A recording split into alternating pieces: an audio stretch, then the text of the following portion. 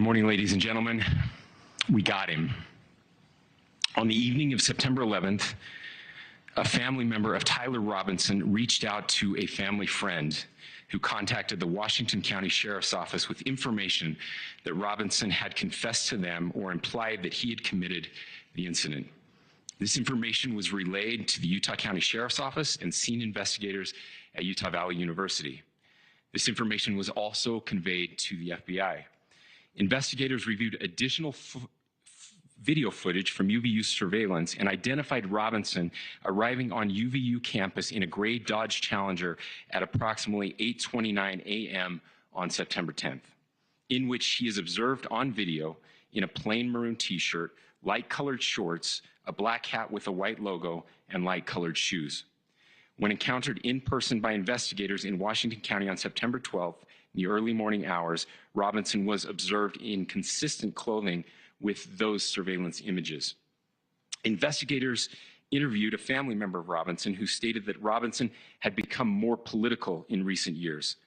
The family member referenced a recent incident in which Robinson came to dinner prior to September 10th, and in the conversation with another family member, Robinson mentioned Charlie Kirk was coming to UVU. They talked about why they didn't like him and the viewpoints that he had. The family member also stated Kirk was full of hate and spreading hate. The family member also confirmed Robinson had a gray Dodge Challenger. Investigators identified an individual as the roommate of Robinson. Investigators interviewed that roommate, who stated that his roommate, referring to Robinson, made a joke on Discord. Investigators asked if he would show them the messages on Discord. He opened it and showed several messages to investigators and allowed investigators to take photos of the screen as each message was shown by Robinson's roommate. These photos consisted of various messages, including content of messages between the phone contact named Tyler with an emoji icon and Robinson's roommate's device. The content of these messages included messages affiliated with the contact Tyler, stating a need to retrieve a rifle from a drop point, leaving the rifle in a bush, messages related to visually watching the area where a rifle was left, and a message referring to having left the rifle wrapped in a towel.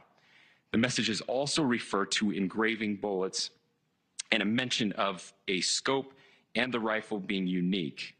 Messages from the contact Tyler also mentioned that he had changed outfits.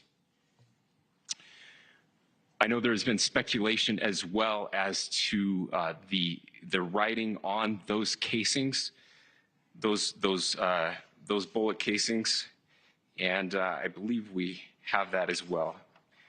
And I will share that with you now.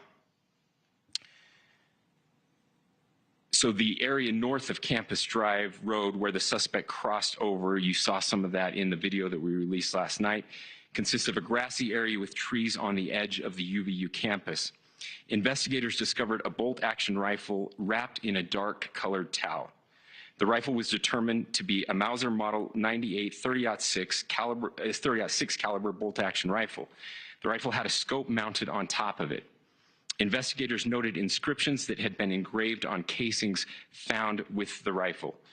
Inscriptions on a fired casing read, "Notices, bulges, capital OWO, what's this, question mark."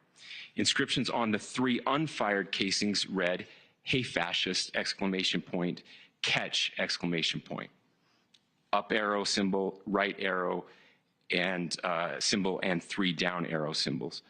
A second unfired casing read, "Oh Bella Chow, Bella Chow, Bella Chow, Chow Chow," and a third unfired casing read, "If you read this, you are gay, LMAO."